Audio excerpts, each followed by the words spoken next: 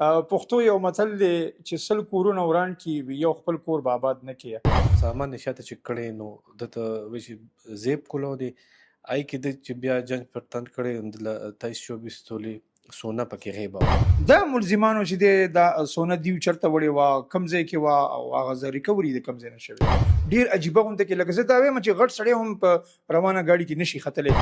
السلام علیکم ګرانو کتونکو، زه يم ګل رحمان او تاسو ګورئ کرایم سین ډیجیټل. پښتو یو متل دی چې سل کورونه وران کی وي یو خپل کور به آباد نه کیه. ما سره دا ټیم کې د چمکنو پولیس فواد علي خان صاحب او ډي اس پی چمکني اشفاق خان موجود دی.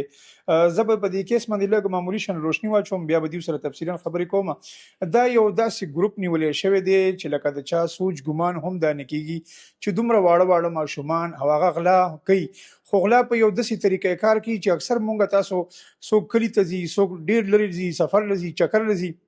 ځان سره سامان واخلي د کور د کتو یا د بل څه د اوسېدو لپاره. دی ګاډي کې تاسو زما په دې ویډیو کې ګوري دا دوانه ماشومان چې کوم پولیس نیولې دي دا په روانه ګاډي کې دی ریګو ګاډي ته ختلي دي او بیا په دغه ګاډي کې دیو دا بیگ کولو کړی دی. هغې نه زه به تاسو ته دا مخیمه چې دا قیمتي زیورات دا دی غلو هم د دې بیگ نه اوچت کړي دي. د پولیس ستاینه او د دیو ته قابلیتات زه کوم چې مطلب دا سونه برآمد کول او بیا داسې ملزمانو نه چې چا په شک شوبه پې نه راځي. اشفاق خان اول خو تاسو ډېر زیات مبارکي در کوم چې یقینا داسې کیسونه بیا د خلکو په پولیس باندې هغه اعتماد نور هم زیات پیدا شي چې مطلب دومره وړو کې غلا شوي خو موږ غټ ملزمان ونیوه. دا غلا رپورټ کله وشو او بیا ملزمانو ته رسۍ څنګه وشو؟ مهرباني دا 1 جون باندې پولیس ته اطلاع ملو شو کوم مدعي زید الله راغی هغه چې زه روانم بیسیکلی د لنډي کوتل سره تعلق ساتي خپل بچي کوس کړي حیدرآباد کې بیا د کارو ترناب لخته لالا کلی ته دی تله هلته چې دی بیا تل خپل سامان شاته چې کړی نو دته وشي زیب کولو دی آی کې د چې بیا جنگ پر تند کړی د 23-24 تولې سونا پکې غیبه پولیس ته راغی، پولیس رپورټ وکړه، پولیس مختلف ځایونو کې خپل تفتیش سٹارټ کړ چونکې د حیدرآباد نه دې ځای پورې چې کوم آلموست 15-16 کیلومتر لار جوړیږي نو دا پولیس ته معلومېده نه چې وقوع کوم ځای شوې ده. بي آر ټي او چې کوم سی سی ټي موږ سه سیف سټي والا کیمرې دی پولیس آی کې کار وکړ. جمیل چوک نه دته 2 سسپیکټ د ګاډي تر ختلو خو بیا هم هغې ماشومانو پکچر یا تصویران شکل داسې نه ښکارېده چې پولیس ته آیډنټیفاید بلو. پولیس لوکل انفارمیشن هم کیمرو والا کوم انفارمر دی پولیس هغې ته وخل اخر کې دا ګروپ پولیس ټریس آوټ کړ چونکې دا ماشومان جونایل دی پولیس ساتل هم نشو.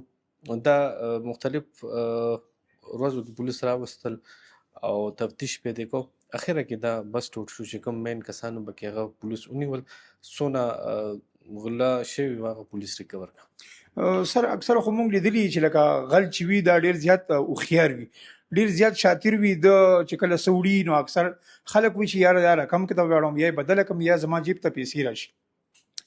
دا ملزمانو چې دی دا سونه دیو چرته وړي وا کم ځای کې وا او هغه ځای ریکوري د کم ځای نه شوی. دا بیسیکلی دا کوم ماشوم چې د افغانستان دی د فیملی ډیپورټ شوی ده او دی اوسېده ماماګانو کره د چې غلو که د سونه د اوړې وه هلته ماماګانو کره ایښې وه خو پولیس ته مشکلات دا و چې کوم دا یو هلک چې کوم منیب نوم دی دا مسینګ دا پولیس ته په لاس نه راتله نور خو پولیس پکې کار کړو دا چې پولیس ته په ګوت ورغې نو سونه هم د سره ودنه ریکور شو. فواد خان ملزمانو باندې خو اکثر بندیز وي په دې باندې خبرو کولو دغه دی تاسو به دیو اورېدلي مطلب دا دومره وخت نه چې دا واړه ماشومان داسې د غلا طرف لارې اپنو کیه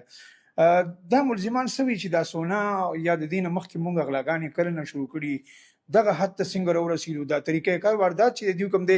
ډېر عجیبه غونډه کې لکه زه دا وایم چې غټ سړی هم په روانه ګاډي کې نشي ختلی دیو تاسو سره څه خپل دغه شی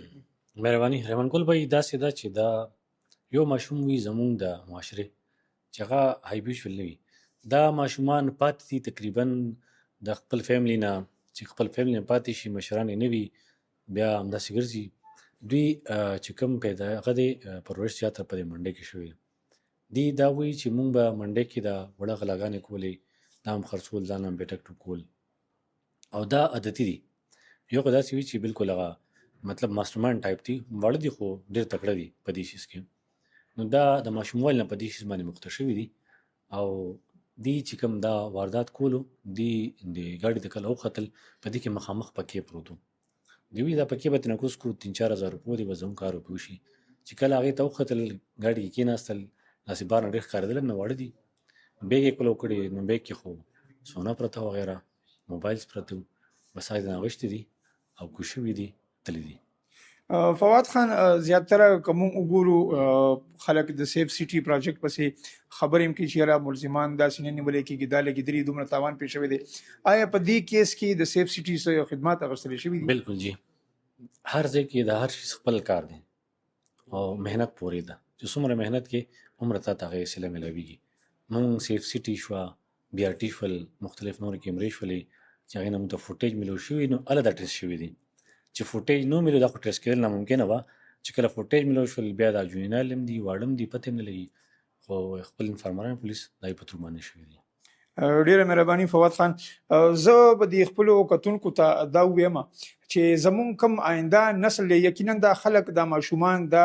زمونږ د سیمې زمونږ د دې ملک ریاست حصه خو نه دي، خو دا افغاني دي، باقاعده زمونږ ملک زمونږ قام قبیله په دې معاشره کې لکه زیاته بدنامېږي چې وړوکې ماشومان راپاسېږي او هغه غلاګانې کوي، بیا په یو داسې طریقې کار کوي چې لکه هغه د چا د انسان سوچ هم نه مني. خو زه به ووایم چې زمونږ پولیس بیا خاص کر د پېښور پولیس که ډېر زیات وړوکې ماینر کیس ولې نه وي، خو ملزم چې دی دا لکه د پولیس نه نشي پټ کېدی.